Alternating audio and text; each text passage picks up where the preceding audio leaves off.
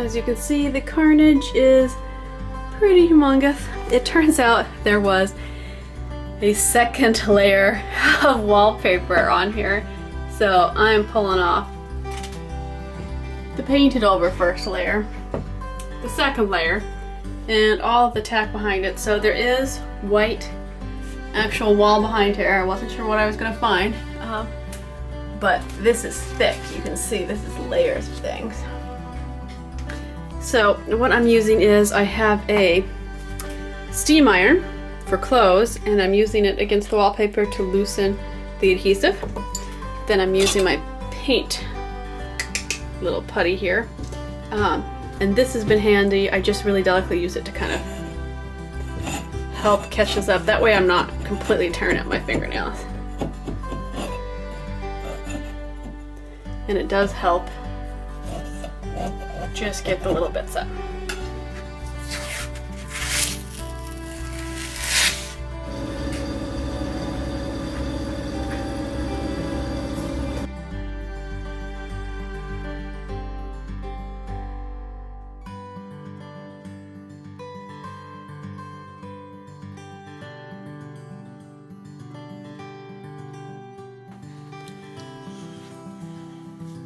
So as you can see, we put the plastic 1/8 inch, which is what the back of the mirror box said, clip at the bottom, and that's where we started.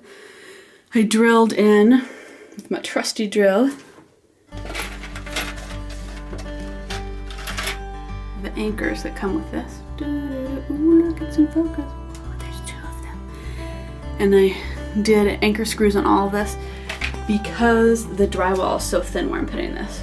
There's a reason that my medicine cabinet is this way and not over the sink.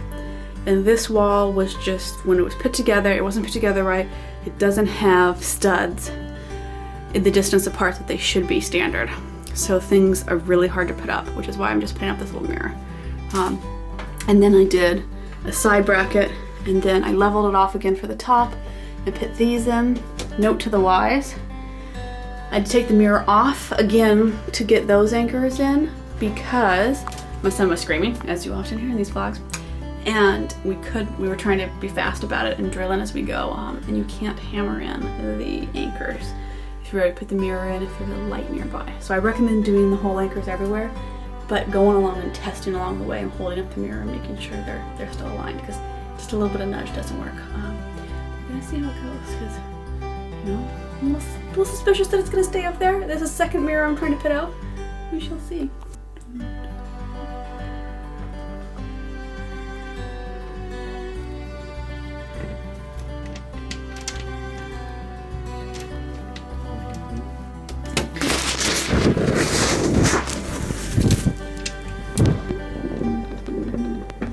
Sit flat, but maybe it'll be enough to keep it from falling off. I don't want to use glue because there's just not enough stuff on this wall that if it did end up falling out, it would just rip my poor wall apart.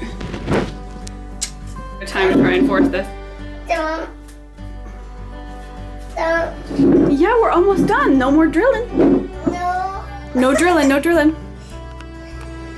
So I'm just gonna point out my fabulous light fixture again.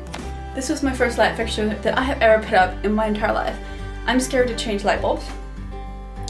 So changing out an entire light fixture, twirling the right wires together, big deal. So if you guys want, let me know in the comments if I should do a little tutorial on that.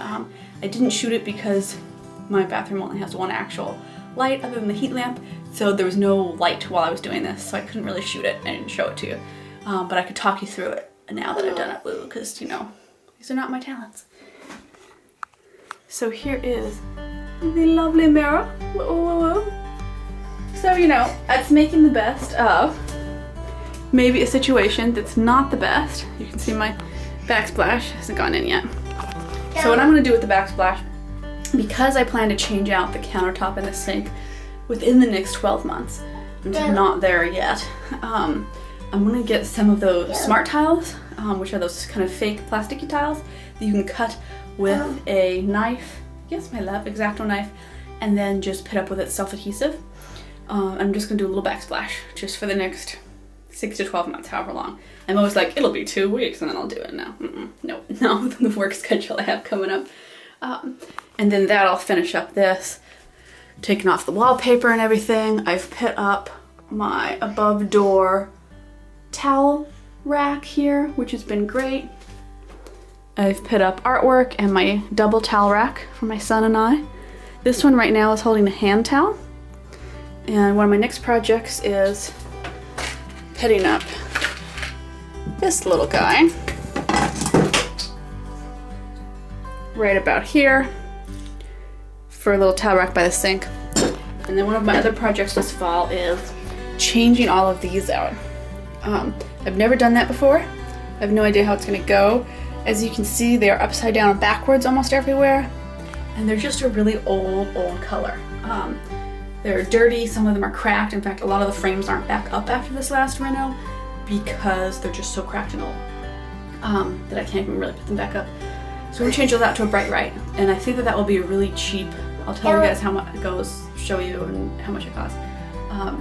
Way to spruce up all the rooms because this creamy color that's in there, it just looks horrible. All done?